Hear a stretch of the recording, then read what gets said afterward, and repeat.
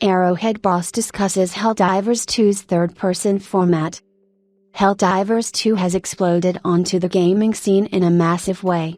This cooperative third-person shooter packed with danger, action, humor, and surprises has already become one of this year's most talked about games. What some people may be less familiar with though is its progenitor.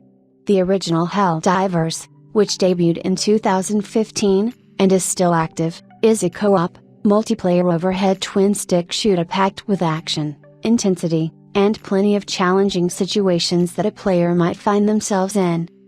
We asked Johan Pilestad, CEO and creative director at Arrowhead Studios, about the process of adapting the original overhead view gameplay of Helldivers into the third-person format after first congratulating him for the rip-roaring success of the game. We asked how the team felt about the positive reception. Overwhelmed and ecstatic. Over the last 15 years, we've seen a keen interest in the types of games we make, and it was great to see our work recognized at this scale. He then elaborated on the process of choosing to go third-person view.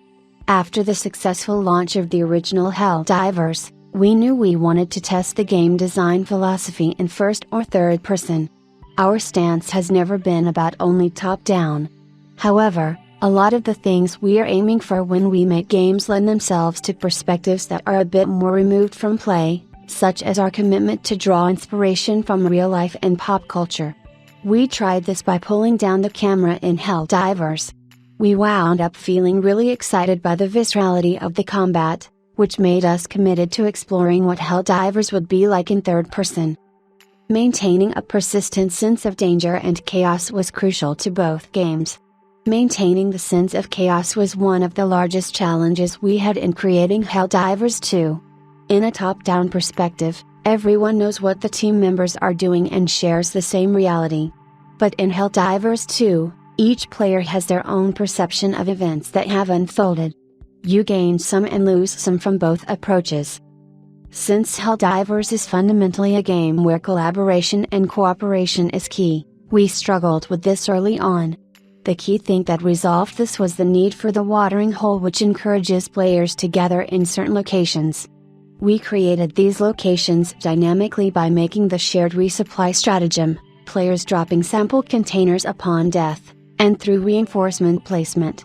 I believe that a good co-op game forces players to play together, but a great one makes players want to play together. Helldivers 2 should feel like when you are going into a dark basement, you want a friend by your side.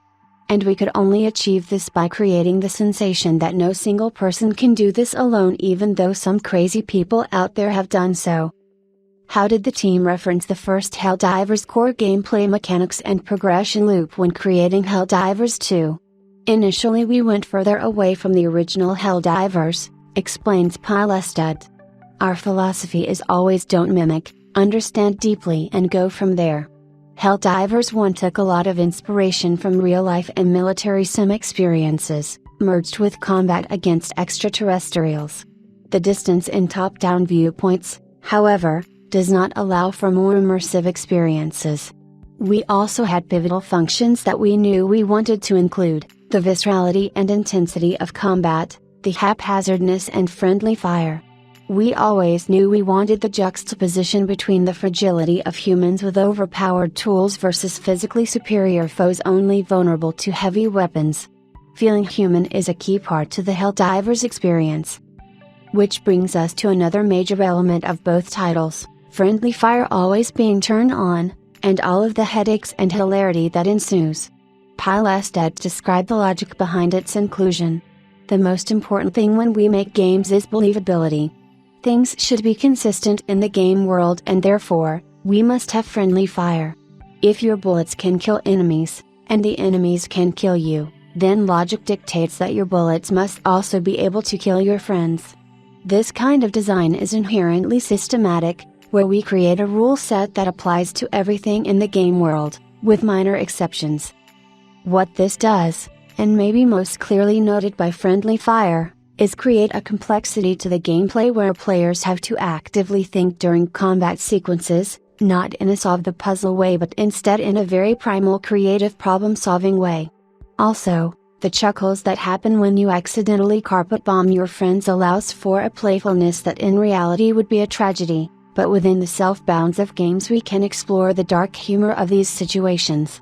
And finally the friendly fire element makes the players a true interactable part of the game world that plays a great part in positioning and helps with team play.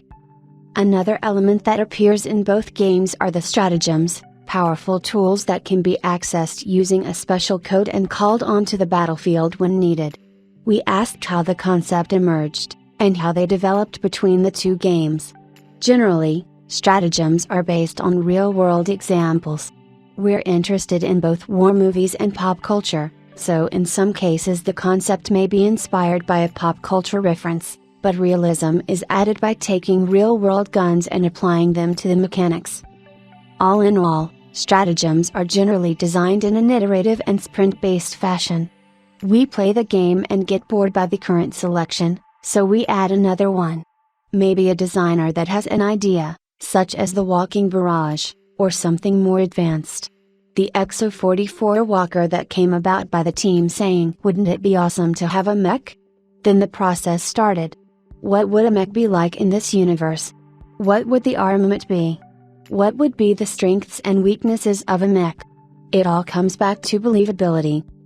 Helldivers 2 looks to have a long and prosperous future ahead of itself, so we wanted to know what players can expect in the future. So much. The game is designed from the ground up to be an expandable universe. We have grand plans, but we do not want to make any early announcements as we love to surprise and delight players with new stuff. What I can say is that we have a massive list of quality of life improvement ideas that we source from the community. And any advice for new Helldivers? Come in with an open mind, be kind and do your part. This is a fun community where everyone is on the same side.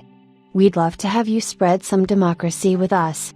You never know what's going to happen. Log into Helldivers 2 and help create the history of Super Earth in the Galactic War.